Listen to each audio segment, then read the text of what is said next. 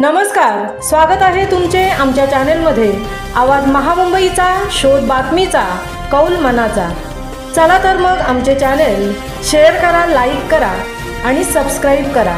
धन्यवाद। उरणमधील भ्रष्ट राक्षसी राजवट संपवणार, भावना घाणेकर। उरण नगर परिषदेच्या माध्यमातून करोडोंची संपत्ती कमवून उन्माद करणाऱ्यांना या निवडणुकीत पराभूत करून ही राक्षसी राजवट संपवणारच असा निर्धार उरण नगर परिषद निवडणुकीतील महाविकास आघाडीच्या उमेदवार भावना घाणेकर यांनी व्यक्त केला आहे। मोरा गावात झालेल्या जाहीर सभेत त्या बोलत होत्या। त्यावेळी व्यासपीठावर शिवसेना उद्धव बाळासाहेब ठाकरे गटाचे जिल्हाप्रमुख मनोहर भोईर, उपजिल्हाप्रमुख नरेश रहाळकर, ज्येष्ठ नेते गोपाळ पाटील हे उपस्थित होते।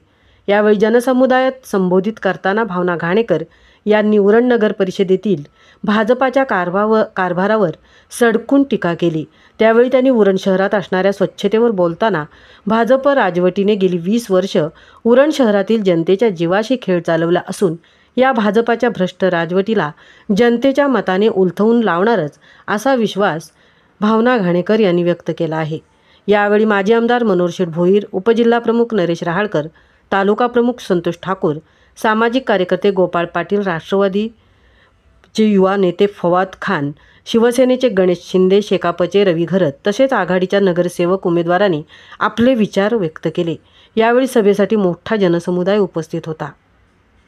आवाज महामुंबईचा चॅनेलसाठी अनंत नारंगीकर, उरण। सहन केला आता करणार नाही। लोकांना आपले फेसबुक लाईव्ह किंवा आपले व्हिडिओ बघून धमकावलं जात आहे।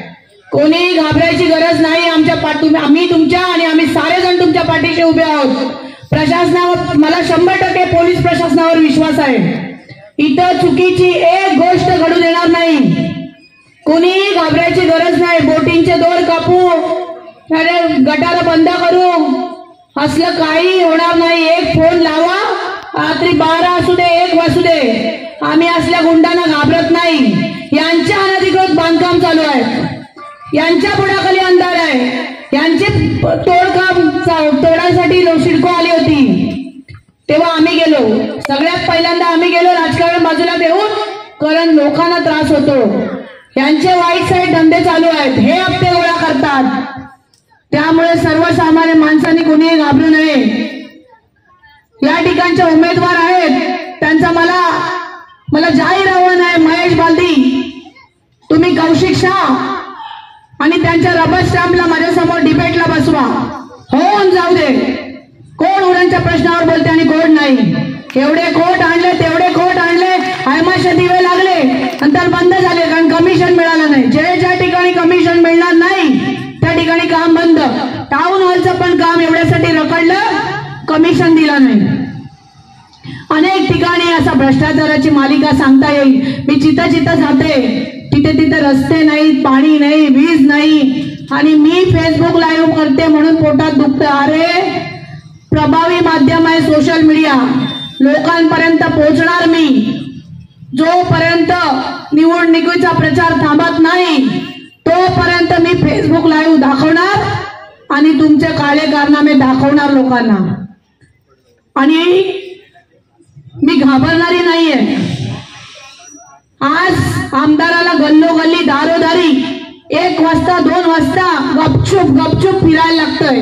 हा माझा विजय आहे आणि इथंच आम्ही जिंकलेलो आहोत, कारण जनता आमच्या पाठीशी आहे। त्यामुळे कुणाला घाबरायची गरज नाही। या ठिकाणी MMRDचे पैसे आले, बाजूला हनुमान कोळीवाडा आहे, त्यांना मिळाले। तुम्हाला का बरं मिळाले नाहीत? ह्याचं पाप कोणाचं? ह्याचं पाप या जवीन कोळी आणि यांच्या सहकार्याचं आणि आमदाराचं आणि त्या कौशिकशाचा आहे। यांनी खाले ते पैसे, मी जाहीरपणे सांगते। आजपर्यंत मच्छीमार ना आम्हाला कष्ट का करावे लागतात? आज